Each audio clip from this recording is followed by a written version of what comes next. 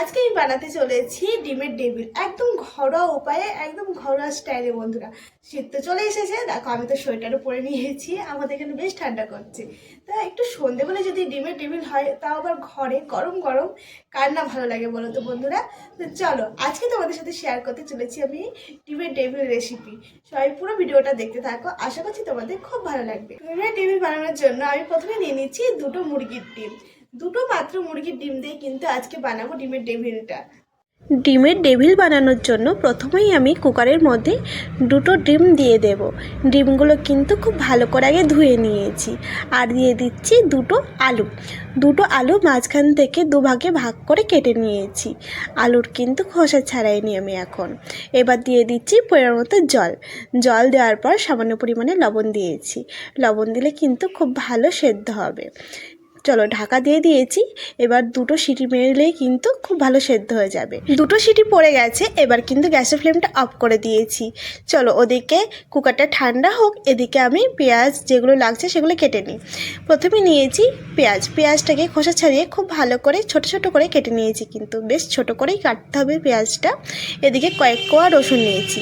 আমাদের এখানে কিন্তু এরকম খোলা রসুনগুলো বিক্রি হয়, খুব ভালো হয়, মানে সুবিধা হয় আর কি। এরকম রসুনগুলো নিয়ে আসলে খুব তাড়াতাড়ি চটপট করে ছাড়ানো হয়ে যায়।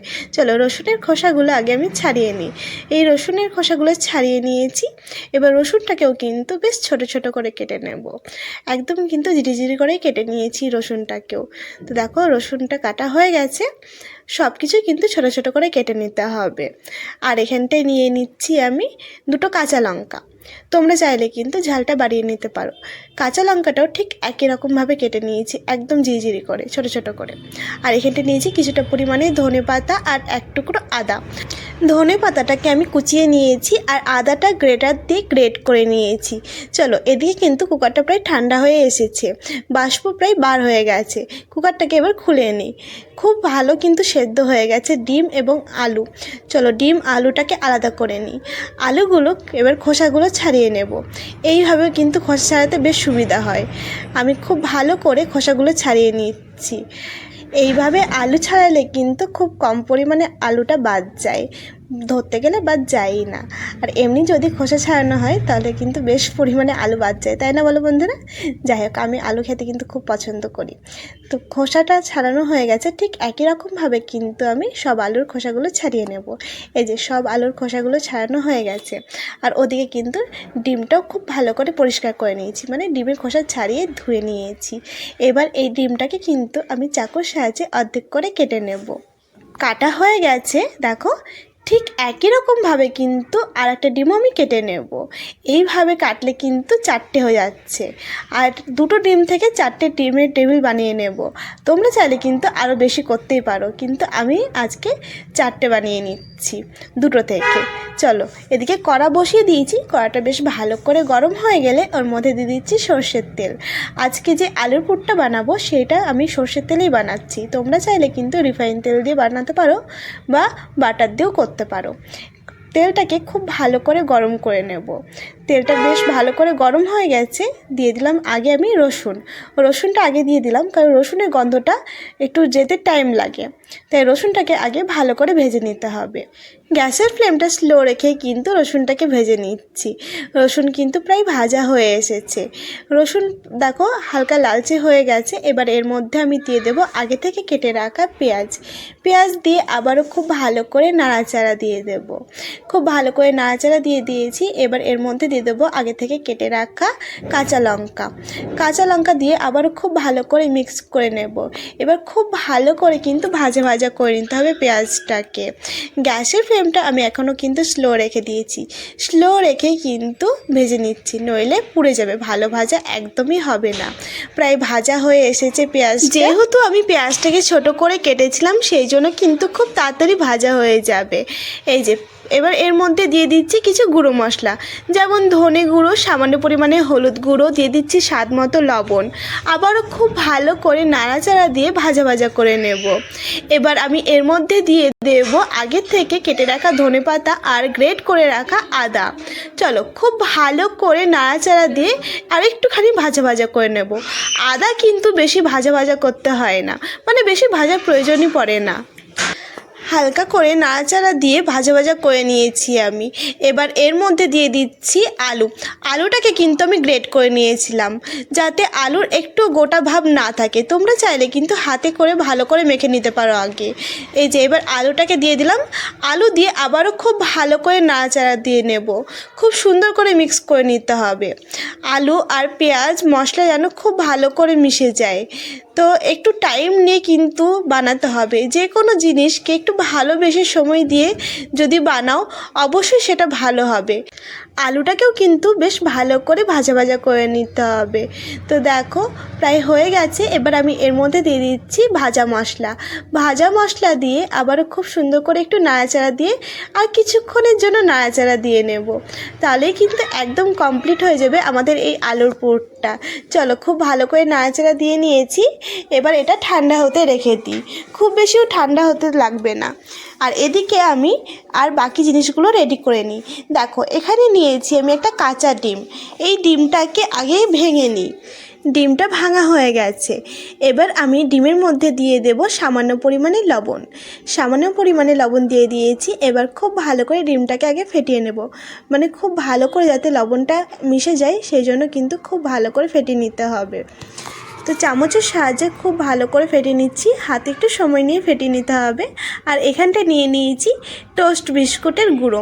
আমার কাছে ব্রেড ক্রাম্বস ছিল না, সেই জন্য কিন্তু আমি টোস্ট বিস্কুটের গুঁড়ো নিয়ে নিয়েছি। আর এই যে ডিমের ওপর সামান্য পরিমাণে লবণ ছিটিয়ে দিলাম। এবার হাতের তালুতে একটুখানি তেল মাখিয়ে নিয়েছি। তারপর দিয়ে দিচ্ছি আলুর পুরটা আগে একটু গোল করে চ্যাপটা করে নিলাম। চ্যাপটা করে নেওয়ার পর একটা অর্ধেক ডিম নিয়ে নেব। এবার আলুর পুরটাকে কিন্তু ডিমের চারি সাইডে একদম খুব ভালো করে কভার করে নিতে হবে। এই যে আমি হাতের সাহায্যে ঘুরিয়ে ঘুরিয়ে ঠিক যেমনভাবে করছি তোমরাও কিন্তু খুব সহজে এইভাবেই করে নিতে পারো। এইভাবে বানালে কিন্তু খুব তাড়াতাড়ি কভার হয়ে যায়। তারপরে একটু রোল করে দেব, ব্যাস তাহলেই কিন্তু একদম কমপ্লিট হয়ে যাবে। এই যে দেখো ঠিক একই রকমভাবে বাকি ডিমগুলো বানিয়ে নেব। তো চলো বাকি ডিমগুলো ঠিক একই রকমভাবে বানিয়ে নিই। এই যে সবগুলো কিন্তু হয়ে গেছে।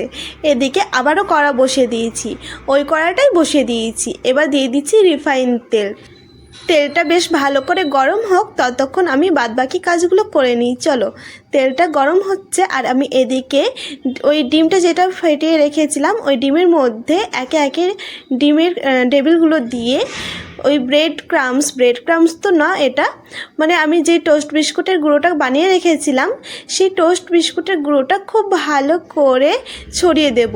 খুব ভালো করে রোল করে দেখো আমি ঠিক যেভাবে করছি সেইভাবে করে নিতে হবে। তোমরা চাইলে ডবল কোট করতে পারো, আমি কিন্তু সিঙ্গেল কোট করেছি। দেখো খুব ভালো করে ঘুরিয়ে ঘুরিয়ে মাখিয়ে নিয়েছি, মানে একটু বাকি নেই আর কি। ঠিক একই রকমভাবে আমি সবগুলো বানিয়ে নেব। চলো ঠিক একই রকমভাবে আবারও ডিমের টেবিলটা দিয়ে দিলাম। আর যে কাঁচা ডিমটা আমি ফেটিয়ে রেখেছিলাম সেই ডিমটা খুব ভালো করে দিয়ে তারপর বিস্কুটের গুঁড়োর উপর দিয়ে খুব ভালো করে ঘুরিয়ে নেব। দেখে যতটা ঝামেলার মনে হয় ঠিক ততটা ঝামেলার জিনিস নয়। ভালোবেসে বানিয়ে দেখো, বাড়ির মানুষের জন্য অবশ্যই ভালো লাগবে আর খেতেও কিন্তু দুর্দান্ত হয়। এই যে একদম কমপ্লিট হয়ে গেছে। চলো বাকি দুটো বানিয়ে নিই। এই যে চারটেই কমপ্লিট হয়ে গেছে। এদিকে কিন্তু তেলটাও বেশ ভালো গরম হয়ে গেছে। গ্যাসের ফ্লেম স্লো রেখেই কিন্তু বানিয়ে নিতে হবে। এই যে একে একে তেলের মধ্যে দিয়ে দিলাম। এবার গ্যাসের ফ্লেমটা একদম স্লো রেখে ভেজে নেব, বেশ লাল লাল করে মুচমুচে করে ভেজে নিতে হবে। কিন্তু গ্যাসের ফ্লেম যদি বাড়িয়ে ভাজা যায় তাহলে কিন্তু ওপরটা লালচে হয়ে গেলেও ভেতরটা একদমই ভালো ভাজা হবে না। ঠিক সেই কারণের জন্যই কিন্তু গ্যাসের ফ্লেমটাকে স্লো রেখে ভেজে নেব। ঠিক আগে উল্টে দেবে না, যখন দেখবে প্রায় ভাজা হয়ে এসেছে ঠিক তখনই উল্টাবে, নইলে কিন্তু ভেঙে যেতে পারে। আর খুবই আস্তে হাতে উল্টে দিতে হবে, নইলে ভেঙে যাওয়ার চান্স থাকে।